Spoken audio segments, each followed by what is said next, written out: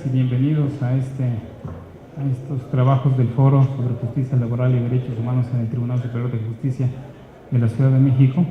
Les agradecemos a su interés por estos temas que además, pues como ya lo hemos escuchado de nuestros panelistas en el presidio inaugural, pues revisten de una importancia y una trascendencia no solamente para las cuestiones de justicia, sino también el impacto que van a tener estas reformas en la vida económica de nuestra ciudad y de nuestro país. Nos complace en ese sentido iniciar el desarrollo de este foro con esta mesa, con el tema sobre la reforma laboral, los retos y las perspectivas.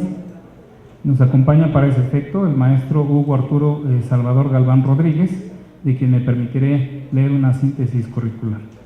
Él es licenciado en Derecho por la Facultad de Derecho de la Universidad Nacional Autónoma de México, titulado con mención honorífica, con estancia académica en la Universidad de Huelva, España, maestro en Derecho por la Facultad de Derecho de la Universidad Nacional Autónoma de México, con estancia de investigación en la Universidad Carlos III de Madrid, España.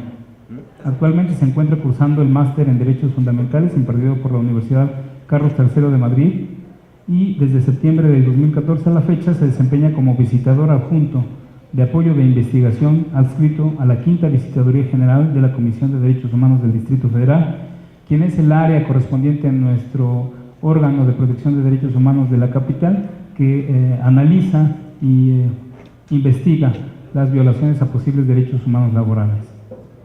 Ha colaborado en diversas publicaciones, entre las que destacan el ser fundador de las revistas electrónicas El Extranjero y Grado Cero, ambas de la Facultad de Derecho. Colaborador de la revista A la Izquierda como editor, asociación sin fines de lucro o políticos, y coautor del libro El Checklist en la preparación de las iniciativas de ley, un consejo de técnica legislativa publicado por la revista de la Asamblea Legislativa del Distrito Federal. Ha sido conferencista en los siguientes temas: el valor de la educación desde los derechos humanos, impartida a docentes de preescolar en el Estado de México, en el Foro de Análisis del Proyecto de Reglamentación de la Reforma Constitucional Laboral del 2017 en la Comisión de Derechos Humanos del Distrito Federal, y ha colaborado en diferentes organismos públicos, privados y sociales en materias de derecho público, principalmente derechos humanos, derecho parlamentario y derecho electoral. Es de igual forma fundador del Centro de Consultoría e Investigaciones en Derecho Asociación Civil. Les pido a todas y a todos un fuerte aplauso para recibir al maestro, por favor.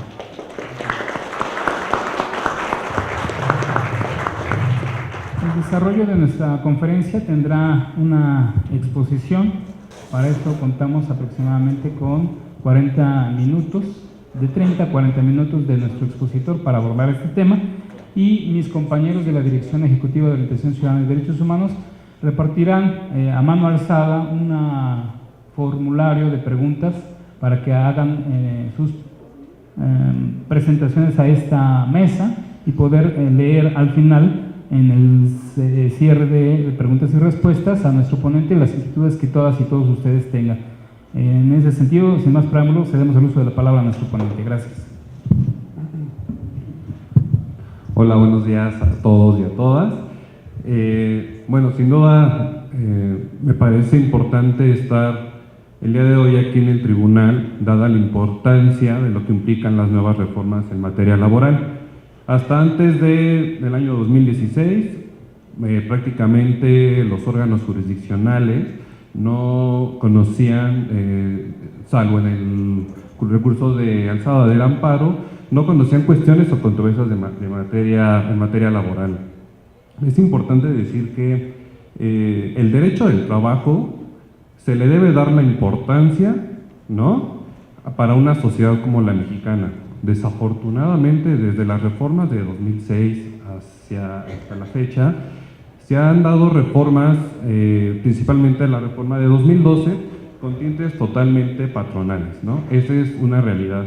Se han ido demeritando los derechos sociales, laborales que se plasmaron en la Constitución de 1917. Si bien parece un discurso decir que fue la primera Constitución con rasgos sociales, démosle esa importancia, porque a 100 años parece que lo que está ganando aquí es ir hacia un camino hacia un derecho laboral privado, ¿no? Y veamos nuestras leyes, veamos la Constitución. Al final de cuentas, el derecho del trabajo es un derecho de orden público, ¿ok? O sea, no debemos quitar ese dedo del renglón de que el derecho del trabajo es un derecho público. Y bueno, el derecho del trabajo, sin duda alguna, es un derecho fundamental, ¿no? Bueno, ahora ya derecho humano, que implica la cohesión social de las sociedades, de las familias y de las personas. Al final de cuentas, tener acceso al derecho al trabajo implica el desarrollo o no de las personas, implica el desarrollo o no de las sociedades.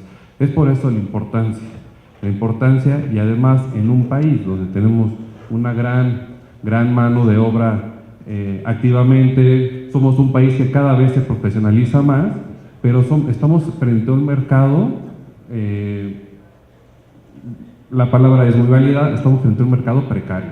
Cada vez nos encontramos más en un mercado precario, cada vez simulamos más las relaciones de trabajo, cada vez, y bueno, no se escapa ni siquiera los entes públicos, contratamos a personas por honorarios, simulando una relación de trabajo, por ejemplo, en las ahora alcaldías, se contrata o les dicen contrataciones de autogenerados, ¿no? Donde son autogenerados, les dejan ese tipo de relación de trabajo que no cumple las características formales de una relación convencional de trabajo, pero en los hechos es una relación de trabajo y al final de cuentas se topan con pared cuando quieren hacer justiciables sus derechos laborales, ¿no?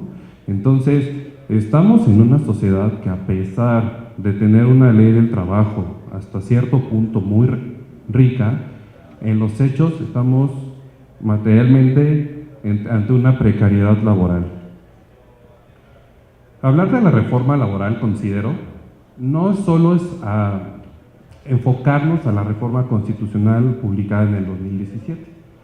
Tenemos que irnos un poco más atrás. Es la reforma legal de 2012. Sin duda fue un parteaguas, sin duda fue, permítanme la expresión, un golpe bajo a la institución del derecho del trabajo, ¿no? Por eso la necesidad de ahora hablar del derecho al trabajo, ya como derecho humano. Al final de cuentas, el derecho del trabajo regulará, normará todo este tipo de relaciones jurídicas. Pero ahora tendremos que ver las relaciones de trabajo, nuestras propias relaciones de trabajo de cada uno de nosotros, de nosotras, desde una perspectiva más humanista, desde una perspectiva más dignificante, ¿no? Quizá en esta ponencia yo no voy a pesar de la formación, yo no voy a entrar a aspectos tan técnicos, ¿no? Del artículo tal, de la Constitución, de la ley. No, aquí lo que se trata es que esas reformas las veamos desde una perspectiva más humanizante, que es a donde tenemos que trascender y hasta donde tenemos que ir. Entonces, como les comentaba, tenemos que ver la reforma laboral desde 2012. ¿Qué pasó en el 2012? Pues bueno, simple y sencillamente, entre otros aspectos, se crearon nuevas figuras, ¿no? Sí se crearon derechos que los vamos a enunciar, pero principalmente se modificaron las relaciones de trabajo. Ya no es aquella relación donde una persona presta sus servicios a otra de manera subordinada a cambio de un pago. No, ya trascendió esa relación y la regla, recuerden, es por tiempo indeterminado, ¿no? Esa es la regla. Sin embargo, ¿qué pasó en 2012? Y no sé si ustedes han sido sujetos o sujetas de ese tipo de contratación, donde se introdujeron las instituciones de contrato de capacitación inicial, contratos a pruebas y hasta contratos por horas, ¿no? O sea, perdón, pero no hay una lógica jurídica desde la perspectiva de los derechos humanos donde se contrata personas por horas. ¿Eso qué implica? Pues es la renuncia a derechos laborales. Ustedes platiquen con sus amigos, con sus amigas familiares. Hoy en día, el contrato de capacitación inicial tiene un objetivo, inclusive en el mercado laboral a las y a los jóvenes que recién egresan de las universidades o que egresan de escuelas técnicas. Pero hoy en día hay personas que aún con una experiencia de 10 o 12 años se les expide contratos de capacitación inicial. O sea, no va totalmente violatoria de derechos humanos este tipo de contratación. El contrato a prueba de quién. Igualmente, ustedes platiquen con personas cercanas y muchas veces esos contratos a pruebas están sujetos al ánimo, al humor a los intereses de quien te contrata. No le caes bien a alguien, no hubo una química en ese pequeño lapso laboral, simple y sencillamente no te expide un contrato de manera indeterminada. En ese tipo de escenarios estamos hoy en día. No hay una relación real de trabajo, ¿no? Les comentaba, están las contrataciones por honorarios, algunas empresas pues, a los 6 meses están rescindiendo supuestamente legal una contratación, cuando el simple hecho de dejar a una persona sin trabajo, ustedes lo saben, los que han pasado por esas circunstancias, hasta implica un duelo, implica problemas familiares, implica problemas sociales. Y este tipo de figuras justamente abona la precarización del trabajo, ¿no? Y bueno, vayamos con la cereza del pastel de esta reforma de 2012, la subcontratación a la institución del outsourcing. Sin duda es un daño que se le hace a la fuerza obrera, ¿no? Hay reglas, ¿no? específicas. En aquel momento, digamos que se abrió un poquito, ¿no? Se abrió un poquito la subcontratación a ciertas disciplinas o a ciertas actividades. Afortunadamente, si ustedes tuvieron conocimiento, en la iniciativa que se presentó a principios de diciembre de 2017 por unos líderes sindicales, eso es lo más irónico, líderes sindicales de estos sindicatos charros, en la iniciativa que presentaron dejaba totalmente abierta la subcontratación, ya no para ciertas actividades, sino prácticamente para lo que fuera. Y es una institución jurídica, ¿no? Acuérdense que no precisamente por estar en la ley es una norma justa, no, hay normas injustas que podemos ir detectando. La propia Constitución tiene una norma injusta en materia laboral, cuando a los cuerpos de seguridad, militares, policías de investigación, por causa justificada o no, si se prueba que fue injustificada su cese, lo único que tendrá acceso es a la indemnización, nada más. Ahí es una norma injusta de carácter constitucional, ¿no? Pero regresemos a estas normas como el outsourcing, ¿no? Que es una norma que, si bien está plasmada en la Ley Federal del Trabajo, es una norma totalmente injusta. Y bueno, perdón, pero las cosas por su nombre, digo, soy visitador y desafortunadamente, tanto donde yo laboro como en dependencias públicas y no se diga a nivel privado, ya es la regla la subcontratación. Y de verdad, es una renuncia a derechos laborales. Vayamos a 2 ejemplos principalmente. ¿Qué pasa con las empresas de limpieza? ¿Y qué pasa con las empresas de seguridad? Si algunos de ustedes tienen la oportunidad de estar litigando, se darán cuenta que se enfrentan a muchísimos problemas para este tipo de empresas, porque con prácticas legales, injustas, entre paréntesis, cambia de denominación, de manera constante están dando de baja a las personas, ¿no?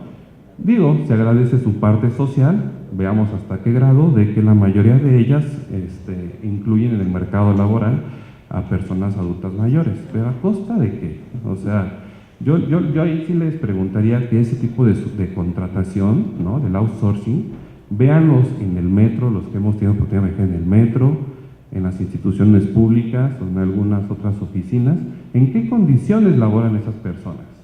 Nada más con verlas, vean, son condiciones totalmente indignas. Ajá. Vemos videos virales donde a una persona de limpieza en un metro, los de la estación, ahí lo amedrentan y lo amenazan. A ese tipo de contrataciones, a ese tipo de precarización estamos enfrentados, ámbito público y privado, ¿no? Las cosas como son. Supuestamente el nuevo gobierno va a tomar cartas en el asunto en materia de subcontratación, pero sin duda el outsourcing viola derechos humanos laborales. Esa reforma, pues, entre los rasgos positivos, pues, obligó a que las y los abogados, a que las y los procuradores principalmente, pues ya tuvieran que ejercer la labor con el título de licenciados en Derecho. Creo que era un tema pendiente, creo que ayuda a la profesionalización. Sabemos las circunstancias actuales de la Junta, sabemos cómo se maneja la Junta. Allí en la comisión simplemente nos llegan quejas del actuar de la Junta, ¿no? Y pues se trata de proteger los derechos humanos de esas personas. la presidenta de la Junta decía de la temporalidad de los juicios, pero ojo, una cosa es donde se emite un laudo y otra cosa es ejecutar ese laudo. O sea, sí es un desgaste, yo por eso sí aplaudo esta reforma de justicia laboral, sí es un desgaste ante lo que nos estamos encontrando. Y si se dan cuenta, todo es a partir de esta flexibilización laboral. A partir de esto, de que este aspecto muy importante, aun cuando un patrón, una patrona te despida y pruebes ese despido, acuérdense que la ley que establece que hasta dentro de un año se computarán los salarios caídos, ¿no? Y después de ahí un porcentaje del 2%.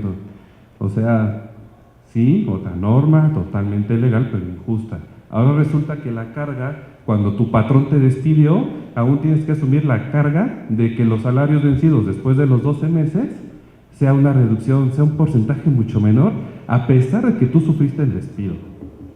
En ese panorama estamos. Espero que algún día, o sea, se tomen las medidas políticas legislativas correspondientes para subsanar eso. Al final de cuentas, esa fue una medida como el outsourcing, como los tipos de contratación que les mencioné al principio, totalmente en beneficio del capital. No les he dicho hasta ahorita un beneficio, salvo el de las personas adultas que las emplean, pero ¿en qué condiciones? Las demás son medidas en favor del capital. ¿Ok? La Constitución de la Organización Internacional del Trabajo establece que todos los seres humanos, sin distinción de raza, credo, sexo, tienen derecho a perseguir su bienestar material y su desarrollo espiritual, en condiciones de libertad, dignidad, de seguridad económica y en igualdad de oportunidades. No está de más decir que para muchas personas el trabajo es sagrado. Al final de cuentas, muchos de nosotros, de nosotras, estamos aquí por el esfuerzo de las personas que nos anteceden, por el esfuerzo de esas fuentes de empleo que nos dieron la oportunidad de desarrollarnos. Y es aquí cuando entra otro tema totalmente relacionado con el trabajo, con el derecho al trabajo. A veces se cree que la pobreza es porque la gente no quiere trabajar.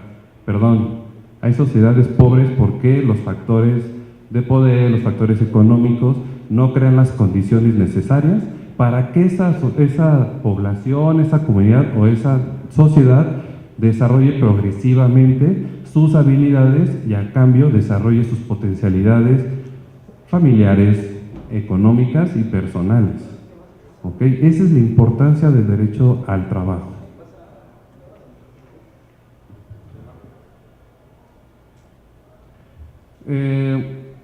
Como les mencionaba, al final de cuentas, las reformas laborales que se han llevado a cabo, pues parten de decisiones totalmente políticas, parten de decisiones y de iniciativas totalmente ajenas a las y a los trabajadores. Voltemos hacia atrás. ¿Cuántas decisiones políticas, fuera del apoyo de los sindicatos charros o sindicatos de protección, cuántas iniciativas políticas han partido de la lucha de las y los trabajadores? Luchas que se dieron a principios del siglo pasado y que se establecieron en la Constitución. Al final de cuentas, muchas de las iniciativas en materia del trabajo han venido del capital, ¿no? Y, perdón, pero no son armas caritativas que, bueno, vienen de nosotros para favorecer a las y los trabajadores.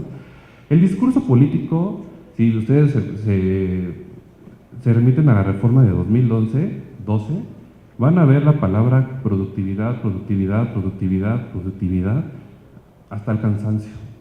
Pero pocas veces van a ver palabras como la dignificación, salvo que ya se puso el trabajo decente o digno, o sea, es ahí lo que ustedes quieran aplicar, decente o digno, que simplemente queda en una enunciación al principio de la ley, pero todo lo demás es productividad, productividad, competencia, productividad, y la dignificación del trabajo solo queda en ese artículo, ¿no? Entonces, ese es el rasgo que quizá esta reforma de 2012 dio, ¿no? La productividad, porque fue una reforma del capital.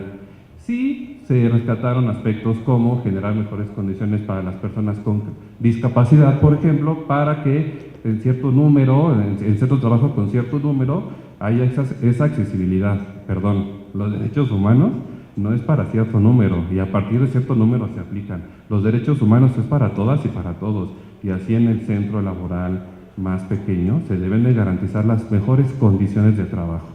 Igual, es un pequeño esfuerzo, y yo lo llamo pequeño y al final retomaré este tema, incluir la parte del hostigamiento, ¿no? Hasta ahí dejó el hostigamiento. Tal parece que jerárquicamente los que están por encima de nosotros no pueden llevar a cabo un hostigamiento sexual, solo de nuestros iguales y hacia abajo, ¿no? O sea, de nosotros.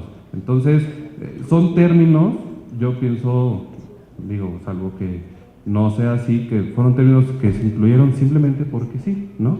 Sin embargo, a ver, cuando uno de ustedes o una de ustedes sufre de algún tipo de acoso, no lleguemos al sexual, un tipo de acoso laboral. ¿A dónde tienen que ir? ¿Ustedes saben a dónde tienen que ir? En el ámbito público, pues estamos en la comisión, ¿no? Atendemos ese tipo de, pues, de quejas, pero perdón, si en el ámbito público se llegan a violar derechos, en este caso a la dignidad, de verdad que en el ámbito privado está mucho peor. Y ahí se justifican con relaciones de particulares, de privados. Pero bueno, lo incluye la ley, el hostigamiento y el acoso. Obviamente la única vía es irte al Código Penal y verlo por la vía penal, irte a una fiscalía y pues ahí denunciar. Y bueno, nuestro sistema de justicia penal de inicio pues no es el más favorable para nosotros ni para nosotras. Entonces, como les indicaba, ya el derecho del trabajo y el derecho al trabajo no debe verse simplemente como la relación patrón, trabajador, trabajadora, no. Ya se debe ver desde un ámbito multifactorial y sin duda, y quizás es la posición que más defiendo, desde una perspectiva de derechos humanos, en las condiciones en las que estás trabajando, en las condiciones en las que te están contratando y en las condiciones en las que accedes a la justicia laboral. En todo momento no debe perderse de vista la parte de los derechos humanos, porque insisto y repito, debemos dignificar las relaciones de trabajo.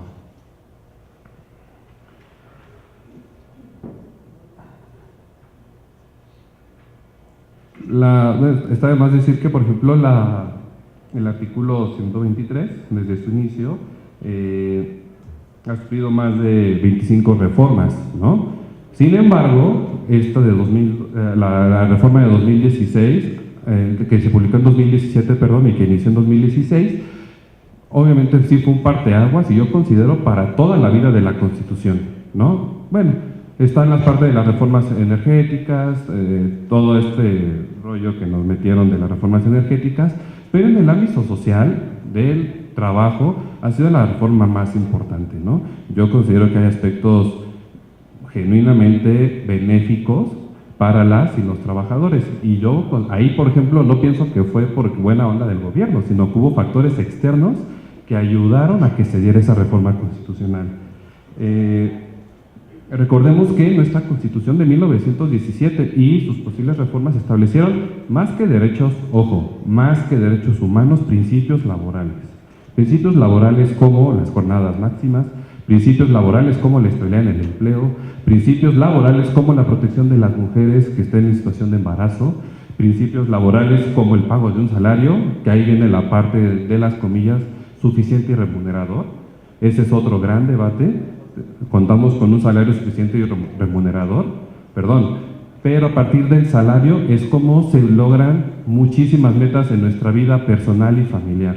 Y el hecho que no tengamos un salario suficiente ni remunerador, desde la perspectiva de los derechos humanos, por supuesto que violenta. Violenta no tener un salario suficiente y remunerador. Y veamos siempre, ¿no?, quiénes son las voces que se oponen. Ahí se los dejo. ¿Quiénes son las voces que se oponen a tener mejores salarios?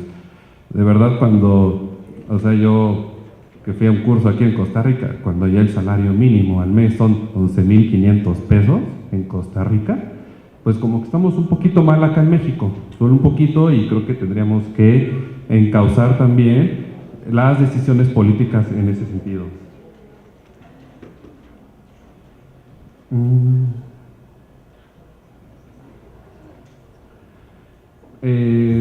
Igual, nada más para que veamos finalmente la trascendencia de la reforma de 2012, la reforma legal, pues hicieron modificaciones en 405 artículos, o sea, según la tercera parte de nuestra ley se modificó, ¿no? Entonces, para que veamos la trascendencia y entendamos lo que está pasando el día de hoy también.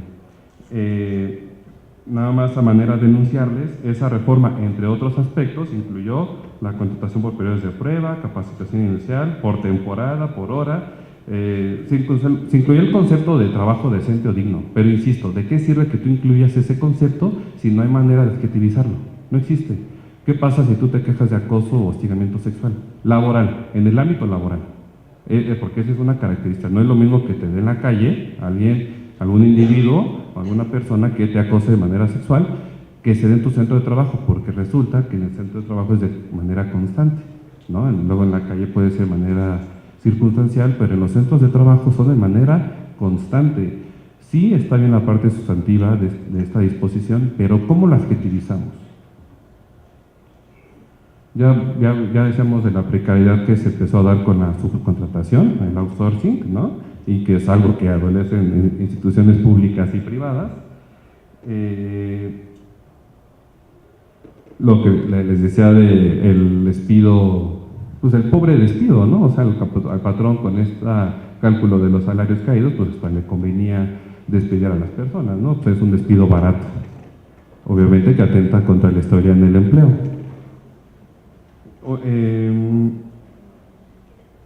Es ahí también, y creo que como punto positivo, ¿no?, que se dio la parte de la libertad sindical. Creo que hay puntos que también tenemos que rescatar de esta reforma de 2012, supuestamente la publicidad de los contratos colectivos de trabajo, la seguridad de higiene en los lugares de trabajo, ¿no? O sea, es algo que se debe de destacar, y bueno, la creación de los funcionarios conciliadores.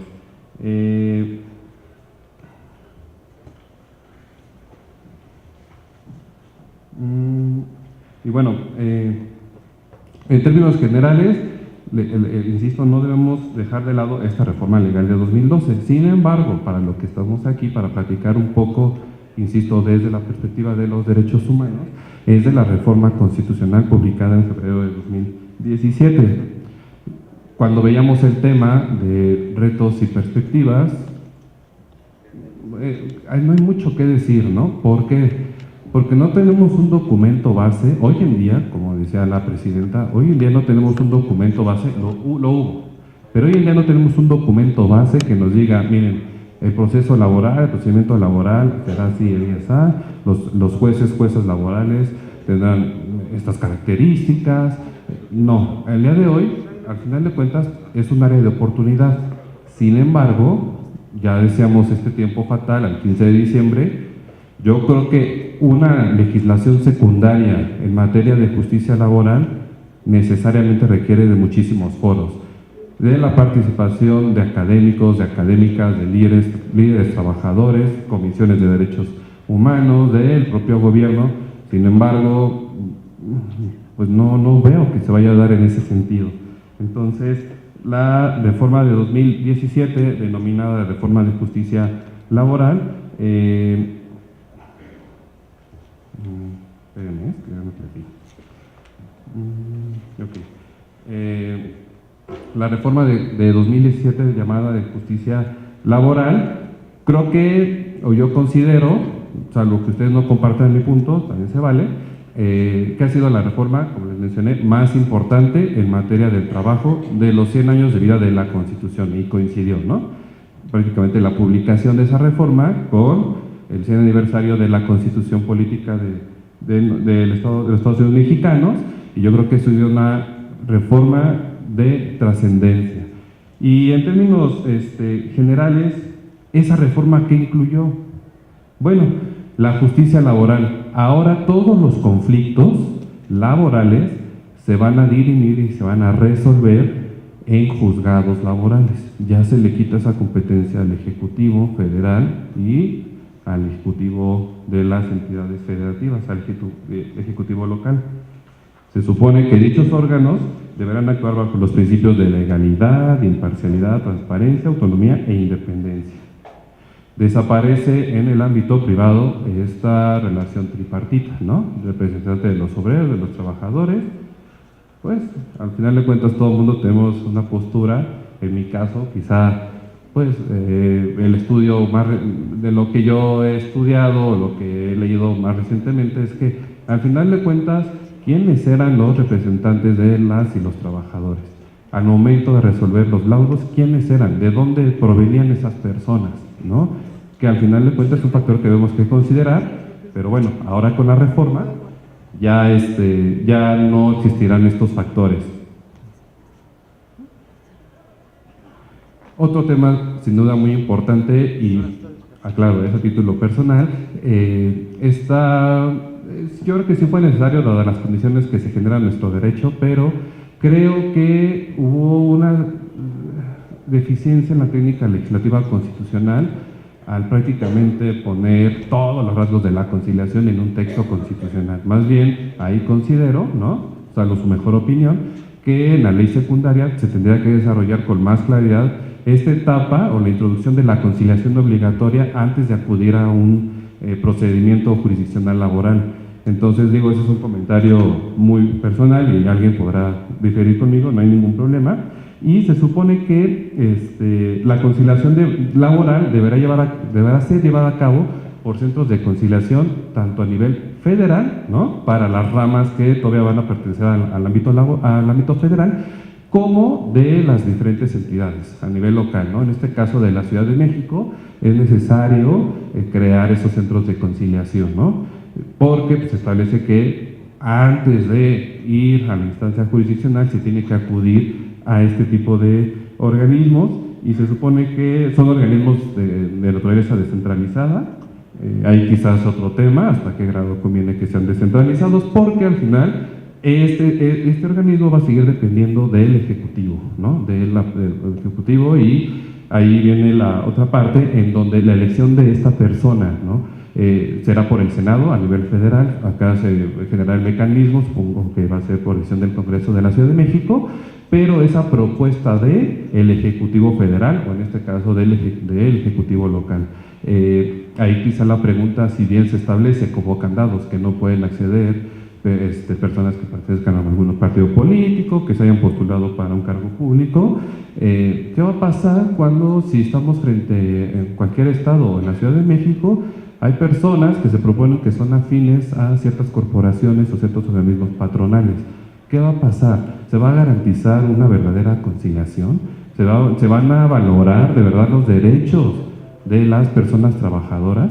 Ese es un cuestionamiento.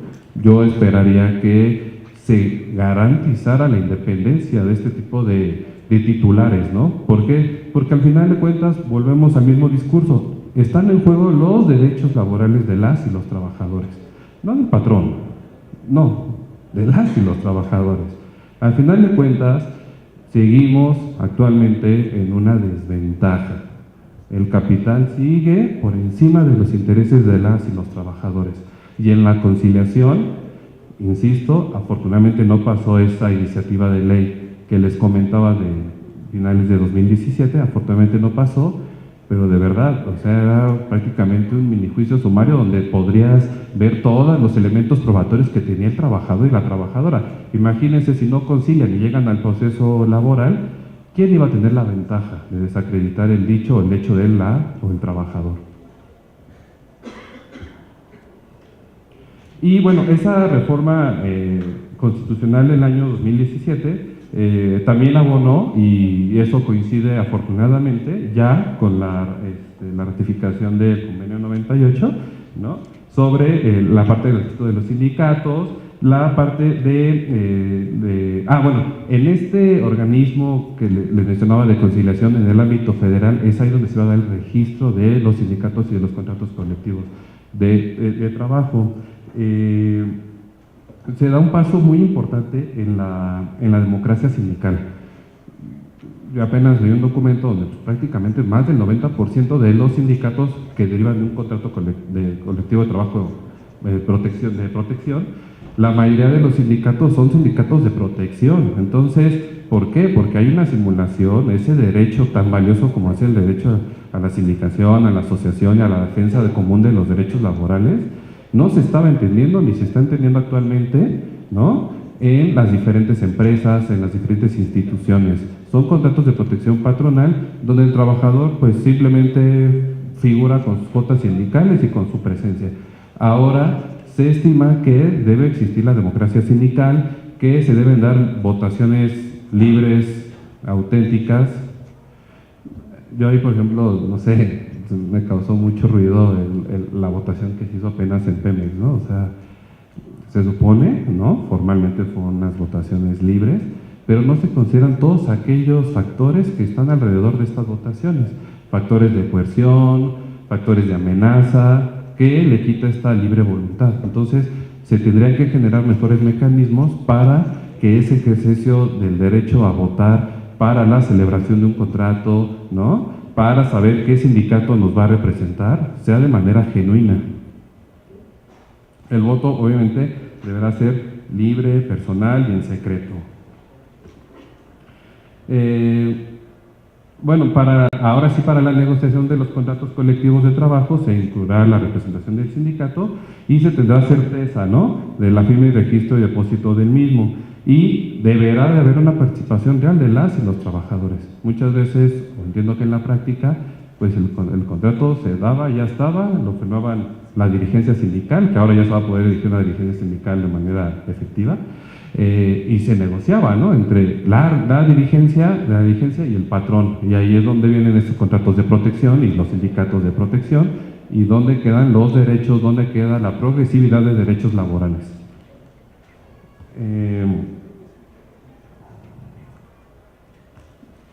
Esta reforma, como también ya se mencionó por parte de la presidenta, constitucionalmente su término para llevar a cabo las adecuaciones legales secundarias se venció el 24 de febrero de este año. Sin embargo, pues no se tuvo una legislación secundaria que diera sustancia a la reforma constitucional, y la verdad que bueno, porque en la comisión se hizo un estudio, hubo ponentes, ¿no?, donde criticaban esta iniciativa que hasta resultaba en contra de la propia reforma constitucional laboral.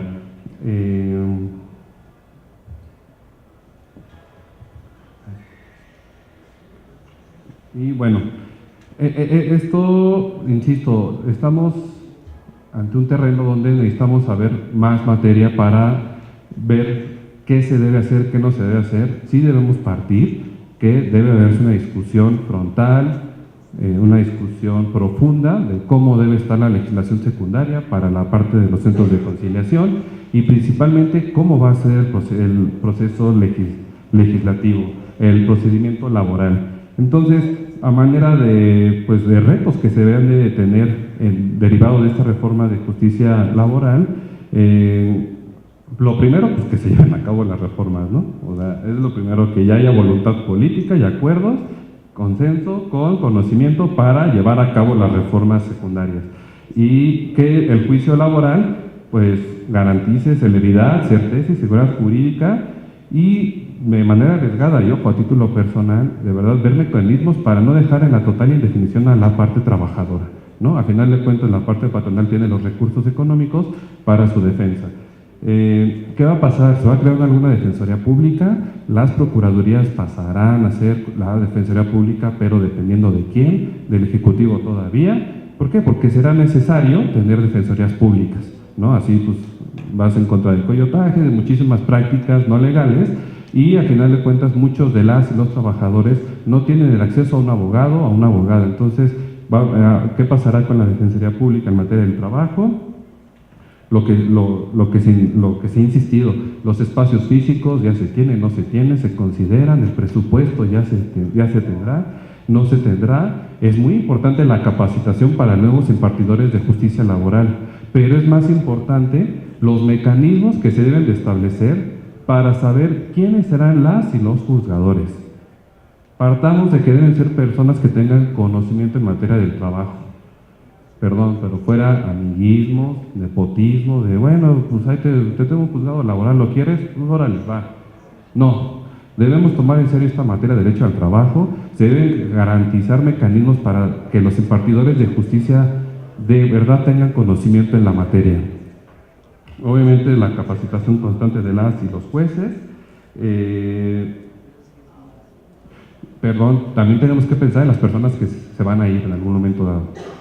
¿Qué mecanismos se van a llevar a cabo para garantizar los derechos laborales de aquellas personas que actualmente están laborando en las juntas locales, en la Junta Federal? qué procedimientos se van a asumir para de verdad garantizar la democracia sindical, votaciones auténticas, ¿no? Negociaciones de contratos de trabajo auténticos, y obviamente reglas claras para la negociación colectiva. En la Ciudad de México, ¿qué mecanismo se va a impulsar para elegir esta persona? Espero que, como en la Constitución se estableció de la Ciudad de México, se convoque un Consejo Ciudadano para que también, ¿por qué no?, en el ámbito laboral se vean perfiles y se decida por perfiles que de verdad, pues hasta cierto punto, cuiden los derechos de las personas trabajadoras. Se evita el tripartidismo en este organismo, si bien en el proceso laboral ya no existirá, pero en la parte de la conciliación es ahí donde se pueden violar muchos derechos, se pueden parar muchos conflictos laborales, y aun cuando el trabajador o la trabajadora tenga el derecho a hacerlos justiciables, en la parte de la conciliación ahí queda. Y bueno, la propia divulgación, como Estado tenemos la obligación de promover y hacer del conocimiento estas reformas, porque creo que es ignorada este tipo de reformas porque no se conoce en los sectores del trabajo. Y bueno, insisto, lo principal es pues, que se lleve a cabo. Y a manera de propuesta, ¿no?, de estos estudios que luego hacemos en la comisión, contemplar la figura española, que ya es una figura española, contemplar la figura chilena, ¿no?, para que en este procedimiento laboral se incluya la figura ya real y como tal, no a través de la interpretación del bloque de convencionalidad y de control difuso, no. Aterrizar en una ley los llamados juicios de tutela, diferentes a los que contempla la Constitución de la Ciudad de México, que ahí hay unos juicios de tutela, ¿no?, de los juzgadores de tutela de la Acción Efectiva de Protección de Derechos Humanos, pero un juicio de tutela donde aquellas personas, lo que les mencionaba al principio del acoso laboral, el acoso sexual, que ojo, es una forma de violencia del trabajo. La Ley Federal del Trabajo no considera todas las formas de violencia en el trabajo. Se va una nada más, hostigamiento y acoso, pero hay muchísimas más, ¿no? La discriminación racial, la discriminación de las personas con una orientación sexual, ¿no? O sea, hay muchas formas de violencia en el trabajo. Entonces, que se cree, ¿por qué no? Ahí lo dejo. Un tipo de juicio, un juicio de tutela donde trabajadores y trabajadoras en activo sean capaces de ir ante un órgano jurisdiccional a demandar que se me discriminó, a demandar el acoso, a demandar el abuso, porque está muy bonita la sustancia, pero no lo estamos adjetivizando. Y la otra, derivado de este mismo tema, pasar más allá de una norma oficial para hacerlo real en estas grandes empresas donde yo les aseguro que segurísimo se violan derechos humanos, ya crear las oficinas de las ombudsperson laborales o la oficina de resolución de conflictos para que estas personas accedan. ¿Por qué es necesaria esta oficina? Porque la vía rápida, ¿cuál es? El despido. ¿No le caen al patrón? Relaciones laborales, y ya sabemos cuál va a ser el fin, ¿no? Entonces, un ombudsperson, entiendo mi postura que es más hacia la parte de los derechos humanos, principalmente de estas grandes empresas. Y pues hasta aquí sería mi exposición. Muchas gracias.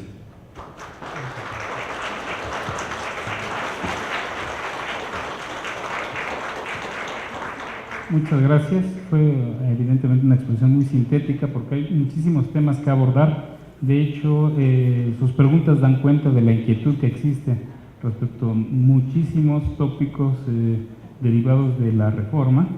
Trataré de aglutinar de 3 en 3 preguntas las que han llegado aquí a la mesa con la finalidad de ir dando respuesta a todas.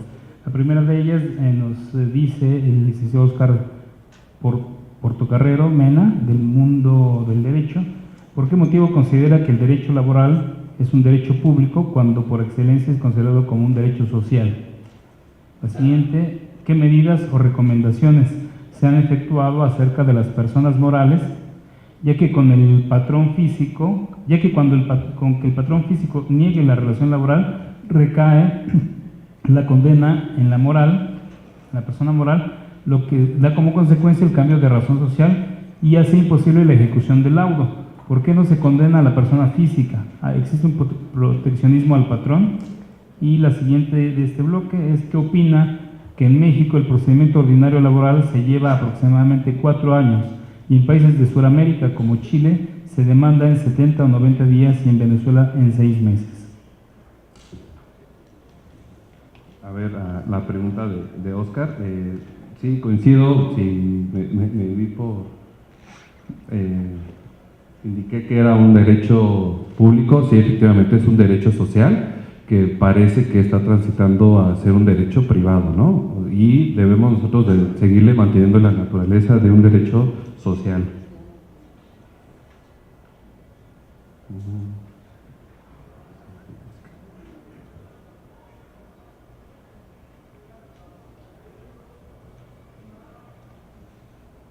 Esta parte del cambio social principalmente los ejemplos que les indicaba de empresas que prestan servicios de limpieza y de seguridad privada, nosotros en la comisión hasta cierto punto la experiencia es que tratamos de allegarnos de elementos jurídicos para denunciar a esta empresa, ¿no? Porque al final de cuentas resulta una práctica, ¿no? Que podría estar revestida de legalidad, pero es una práctica ilegítima y que al final de cuentas viola derechos humanos. Y a las personas físicas es que también dependen mucho en los términos que se planteen las demandas, ¿no? Si tú solo demandas a la moral o a la persona jurídica, pues el laudo quizá no puede ir más allá. Obviamente nos podemos meter en un asunto de interpretación y de la protección más amplia, ¿no? de las personas, donde la autoridad juzgadora vaya más allá, se acerque de más elementos y en algún momento dado condena a las personas físicas, pero creo que al mismo tiempo esta situación podría vulnerar los derechos de esa persona física. Entonces tendríamos que ser cuidadosos y más bien ver en qué términos se plantean las demandas. Y esta pregunta del procedimiento laboral ordinario eterno, pues es que, sí, a ver, en la comisión, digo, es información pública, ¿no? Nosotros también conocemos mucho de esa dilación, ¿no? Al final de cuentas hay recursos efectivos jurisdiccionales, pero nosotros en esta interpretación de la protección más amplia a las y los trabajadores, a veces, sin meternos al fondo, porque tenemos impedimento legal para eso, sin meternos al fondo, cuando vemos que hay dilación en los juicios laborales, muchas veces, y no justifico, pero entiendo, no justifico, pero entiendo, pero las cargas excesivas de trabajo no abonan para que los procedimientos laborales sean más expeditos. Ojo, al final de cuentas también hay muchísimos procesos laborales derivados de la multitud de despidos injustificados porque las empresas no tienen una política ni siquiera para rescindir, tienen esa posibilidad de indemnizar a las y los trabajadores pagándole lo que les corresponde por ley. Sin embargo, somos una cultura que estamos acostumbrados a que la vía más fácil es pues despedir. Entonces ya hay muchos despidos, el personal, ustedes vayan a la junta, más allá de su profesionalización o no, de verdad es que son cargas excesivas de trabajo, diario tienen que estar teniendo audiencias, hay audiencias que se llevan toda la hora y ocupan la ventanilla todo el día. Sin embargo, sí sería bueno, ¿no? Porque en algún momento dado se discutía que no hay recursos suficientes para profesionalizar ni incrementar la plantilla laboral.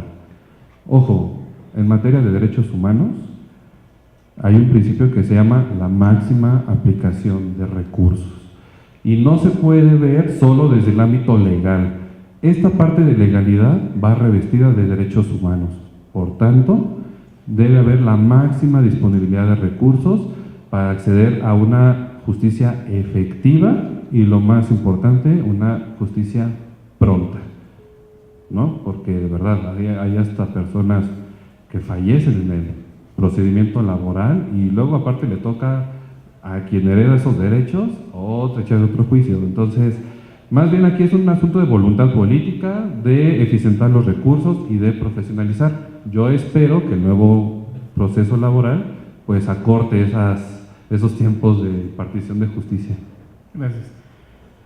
Tenemos el siguiente bloque, dice, con la reforma laboral, una persona que fue despedida injustamente y que entabla un juicio laboral a su institución le afecta los 12 meses de salarios caídos, aún y cuando fue contratada hace 20 años de antigüedad, o esta persona no le afecta en virtud de que, con base en el artículo del Código Civil que señala que a nadie se le puede aplicar una reforma de ley en forma retroactiva en perjuicio alguno. ¿Qué pasa con los famosos exámenes de control de confianza que según no se aprobaron y que por ellos se despiden, sí o no son violatorios de derechos laborales? Y en la tercera en este bloque, el futuro de la seguridad social en la reforma laboral, extinción o fortalecimiento como impacto al trabajador.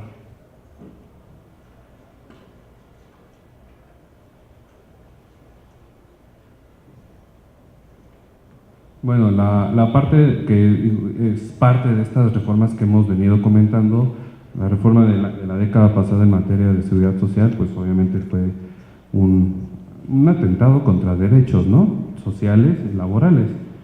Vayamos un ejemplo, las personas jóvenes y jóvenes, las y los jóvenes que nos encontramos aquí, al final de cuentas, estamos en un régimen totalmente diferente. Y en materia de derechos humanos y reales, pues estamos condenados a ser unos adultos mayores precarios.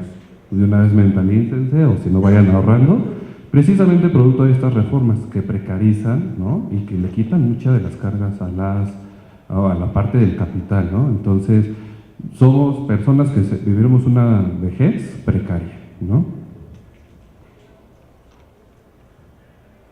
Los exámenes de confianza, pues hay todo un debate, ¿no? Al final de cuentas, pues son para los cuerpos de seguridad.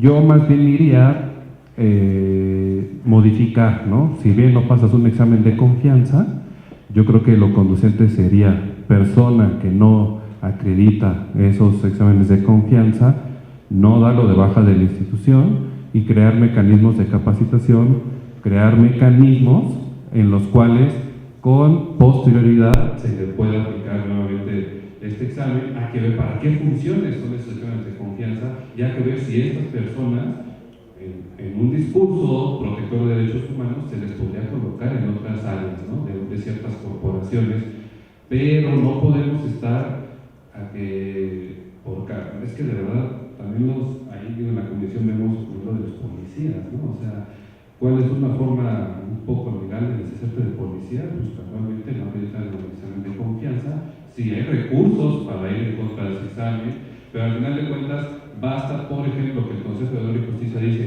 se da la baja definitiva del elemento por no acreditar exámenes de confianza. En lo que tú vas y recursas esa decisión, recordemos lo que le decía al principio de la norma injusta. Si esa persona acredita que fue de manera injustificada esa baja, ¿a qué va a tener acceso? A una indemnización nada más. Entonces deben de buscar mecanismos, ¿no?, para que en la medida de las posibilidades, a ver, yo sé que no tiene nada que ver una cosa con la otra, pero si a los maestros, cuando no pasan un examen, se les somete a cierta capacitación, ¿no?, para que más adelante puedan ustedes aplicar. Podemos hacer algo similar acá, porque de verdad yo personalmente tengo mucha empatía con estas personas, ¿no?, con los cuerpos de seguridad, porque si alguien tiene condiciones más precarias son los policías, ¿no? Entonces a ellos en cualquier momento se les da de baja, se les paga lo mismo. Su seguridad social está peor que la que nos vamos a hacer adultos mayores precarios, ellos están peor que nosotros, ¿no? Entonces sí deberían de generarse mejores mecanismos en caso que no se acredite el examen de confianza. Y esta pregunta de la reforma y de las personas que llevan 20 años, pues yo creo que mi consideración, ¿no?, lo que yo les diría es que sí se tendría que aplicar la nueva ley, las nuevas reformas, se debe hacer el cómputo de los 12 meses y después de ese, pues ya el porcentaje, ¿no? Digo, todo es justiciable y todo es recurrible, pero creo que la norma podría, o sea, lo que alguien me corrija,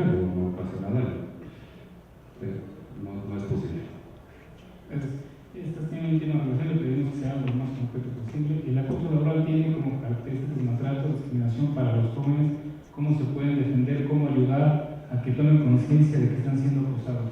En los centros de trabajo, la siguiente, entonces, ¿a dónde acudir si hay acoso o hostigamiento laboral, tanto a nivel privado como de gobierno? ¿Qué instancias defienden este tipo de situaciones? ¿Y cuáles considera que serán los beneficios de implementación de los centros de conciliación laboral?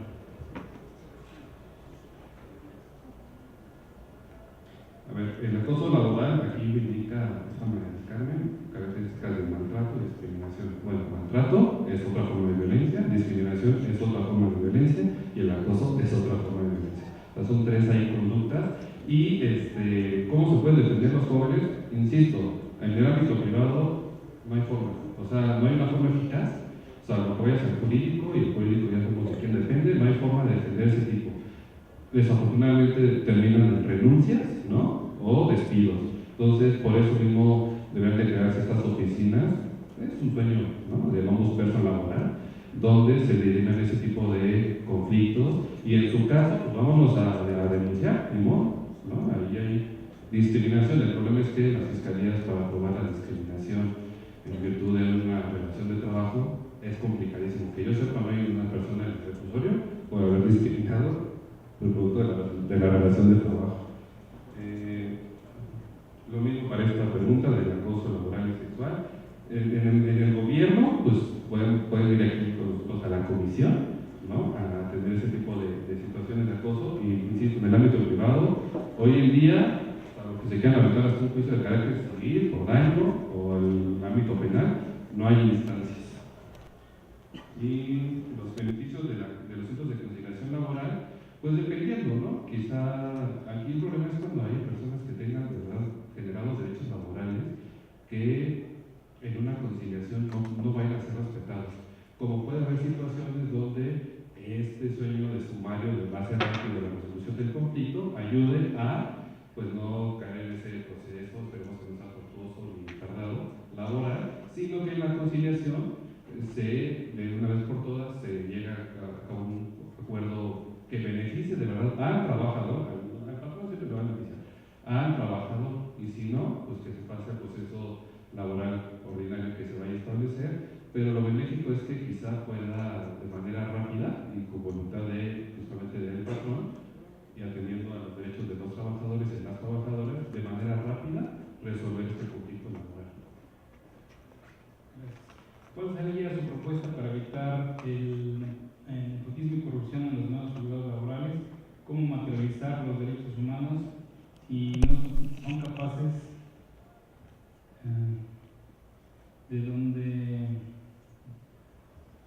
de una justicia expedita y adecuada ante una violencia de los humanos? ¿Piensa usted que la situación de los meritorios, personas que laboran sin un derecho a sueldo para una plaza, es justa y conforme a derechos humanos?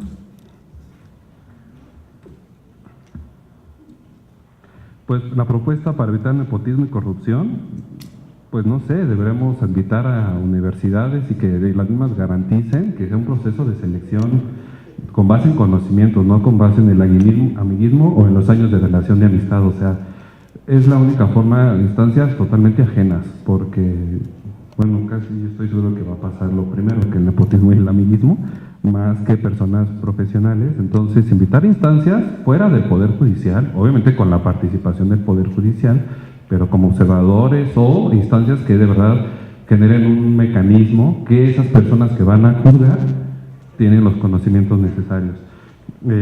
Esta parte de los meritorios, becarios, a ver,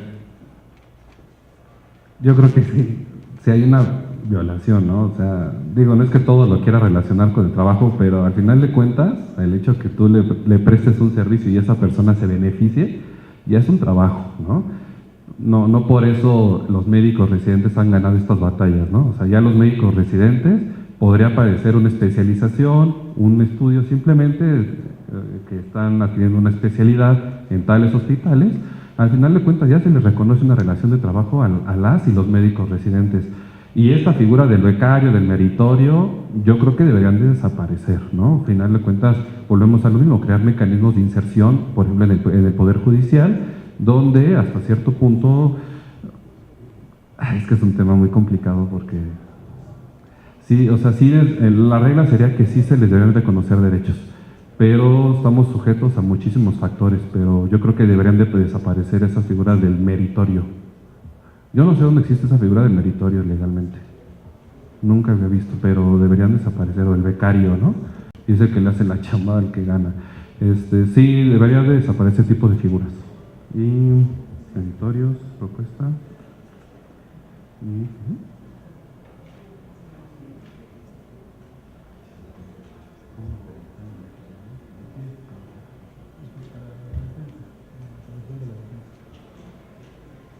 Pues creo que la mejor forma de materializar los derechos humanos en la justiciabilidad es una, teniendo las condiciones físicas, los recursos disponibles y principalmente el capital humano profesional, ¿no?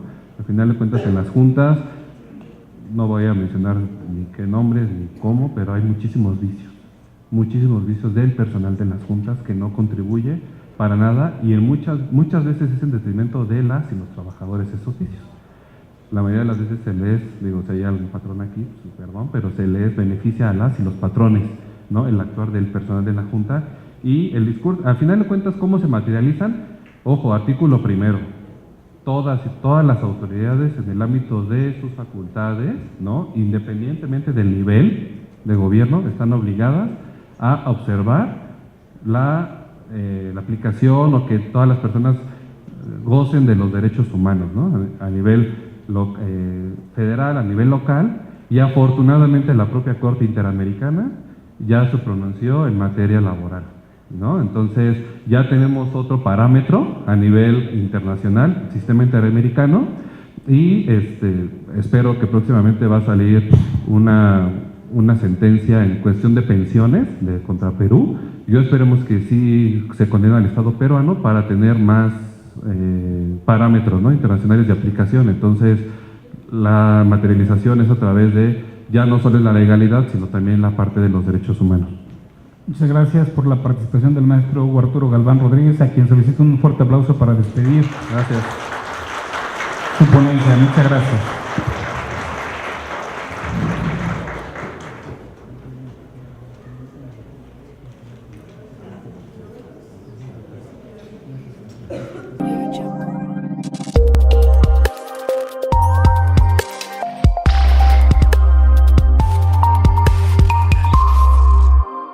Audio Jungle.